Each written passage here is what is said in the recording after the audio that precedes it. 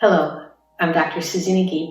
I'm joined by Dr. Cheryl McNeil, Professor of Psychology in the Clinical Child Program at West Virginia University. Dr. McNeil is a world-renowned researcher who has focused her career on studying effective parenting practices and managing the disruptive behaviors of young children. She has authored several books and over 100 peer-reviewed articles and is also a master trainer of parent-child interaction therapy. I am fortunate to call Dr. McNeil a friend and a mentor whose passion for helping children and families we share. Hi, Suzi. Thanks for that nice introduction. I am Dr. Cheryl McNeil, and I am here social distancing with my family in Morgantown, West Virginia.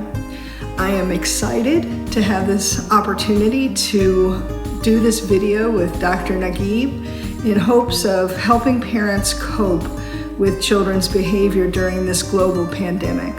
We are collectively going through a very difficult time. The demands on parents have increased exponentially. We are feeling increased stress and anxiety, not only related to the health effects of COVID-19, but to the impact that this crisis is having on other aspects of our lives.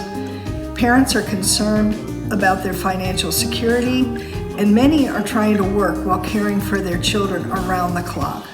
Pressure is building as parents attempt to manage their children's schooling while dealing with the challenges of social distancing. As child psychologists, Dr. Naguib and I are eager to use our training to support all parents and children during these trying times. To this cause, we will be sharing with you a behavior plan that you can use with your children in your homes to help you manage their behavior during social distancing. I created and used this plan with my own children when they were little. I used it during challenging parenting times like long car rides or when my boys were stuck indoors because of bad weather. When the boys were getting wild, being disrespectful or fighting, and my husband and I were just like at our wits' ends, I would pull out the cooperation chart. It always helped to motivate all of us to focus on being more positive, more cooperative as a family. Dr. Naguib is currently using it with her own daughters, Daniela and Carolina, who will demonstrate how to bring this plan to life.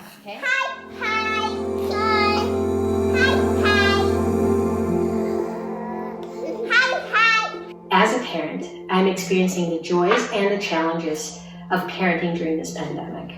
And when I'm not parenting, I'm helping other parents via telehealth. I think this is a great time to start an effective and incredibly creative behavior plan. And I hope that you and your family benefit from it as much as my family and my girls have. So what is a behavior plan and a behavior chart? A behavior plan is a set of steps for navigating challenging behavior. You might choose to implement a behavior plan to reduce behaviors such as whining or noncompliance and to increase positive behaviors such as following directions, playing nicely with a sibling, and completing schoolwork. One tool to implement a behavior plan is to track and reward behavior by using a behavior chart. We will be outlining how you can implement and put into practice Dr. McNeil's cooperation chart in your own homes today. The cooperation chart is a robust behavior plan that works for all kinds of behavior of young children. The chart is simple for children to follow and enjoy. In order to make the chart, you'll need a piece of paper and a pen. You literally can just use a sheet of paper like this and make the chart in a few seconds. We'll put a happy face in this column. We'll put a sad face in this column. Then we'll write our children's names. Mine are Danny and Will, like this. And you can have a chart for breakfast, a chart for lunch, and a chart for dinner. Or you can have a single chart that has breakfast, lunch, and dinner. You're going to be keeping track of happy faces when they do something well, and sad faces when they're having some difficult behavior. And then you're going to be adding up to see if they have more happies than sads after each interval of time. If you feel creative, you can make the chart a fun art project with your children. Or you can even print out the cooperation chart. We've developed one and we've put it on our website, so you can get one from my website, or you can go to Dr. Naguib's website at the Sunfield Center.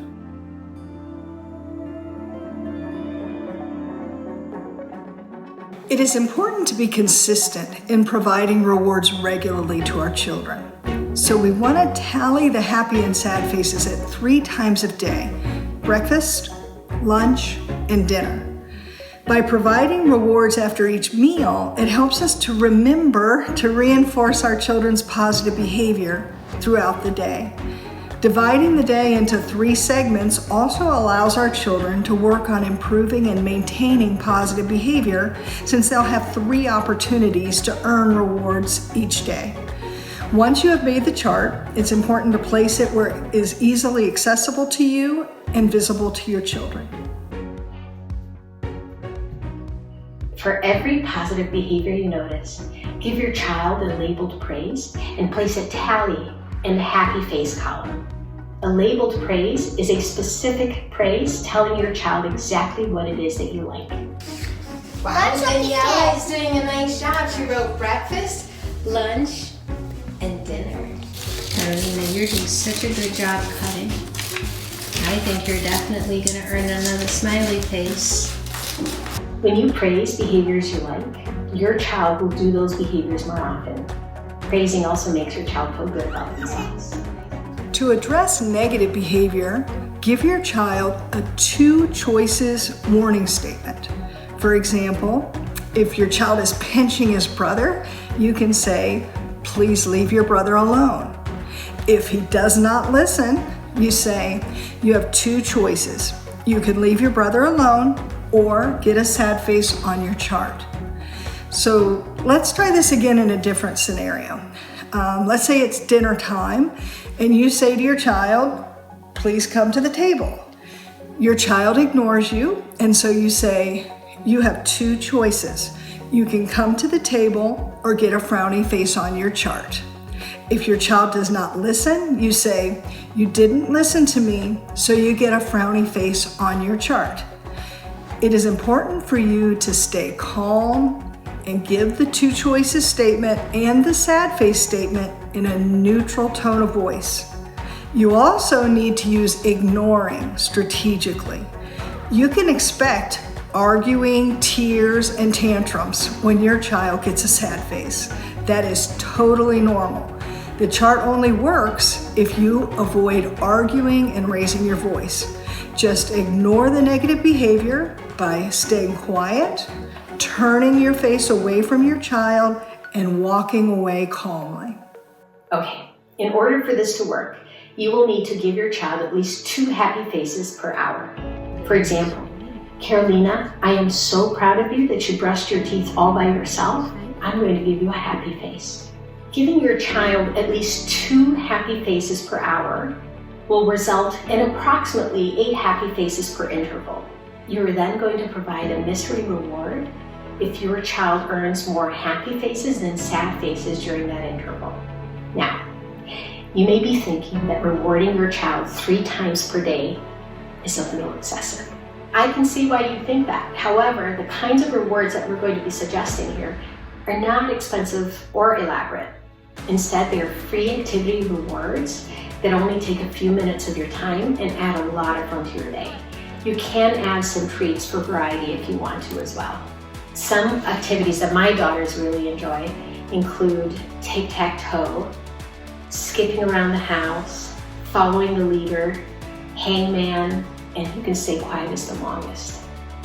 We have all enjoyed doing these activities together as a family. What makes the rewards even more fun is that there's an element of surprise. The rewards are written on slips of paper that are cut and put in a container for your child to pick from. Here are some helpful tips to know when implementing this chart. Number 1, set your child up for success. You may actually want to rig the chart in the beginning. That means that you'll catch your child being good more often than misbehaving. That way you will ensure that your child earns a reward for the first few tallies. Ideally, you want your child earning the reward at least 75% of the time so that they are motivated to behave. Number 2, stick with the program. You can expect tantrums, tears, frustration when your child gets a sad face or when they don't win the reward. It is expected that children will be distressed when given negative consequences, particularly in the beginning. The distress is necessary to motivate your child to try harder to avoid those sad faces in the future. Realize that behavior may get worse before it gets better, and stick with the program. If you continue to use the system, your child will develop better skills for regulating emotions and accepting consequences. It is essential to remember that improvement is seldom seen on the day that your child receives the negative consequences. Instead, improvement happens the next day or the day after, when your child realizes that you will follow through with consequences and ignore tantrums. You will know that the program is working when your child chooses to cooperate when given that 2 choices warning statement in the future. Now, here is your third tip for using the cooperation chart. Ignore negative behavior. If your child reacts badly to a sad face or not receiving a reward, ignore all disruptive behavior. Similarly, if your child pouts about the reward that is drawn from the bowl, use ignoring. Avoid arguing or negotiating about the reward, and whatever you do, do not pull a different reward from the bowl. Simply say, "I'm sorry that you do not like this prize. If you work hard, you'll get another reward after dinner. I hope that you will like that prize better." You want to avoid arguing, and you may even want to disengage with your child completely by walking to another room. Give as little attention as possible to your child's negative behavior. If you stay consistent, your child will get better at accepting disappointment and will make better decisions in the future when given that very important 2 choices warning statement. Finally, make the chart part of a routine. Always tally up the happy and sad faces after breakfast, after lunch, and after dinner. The chart only works if you are consistent.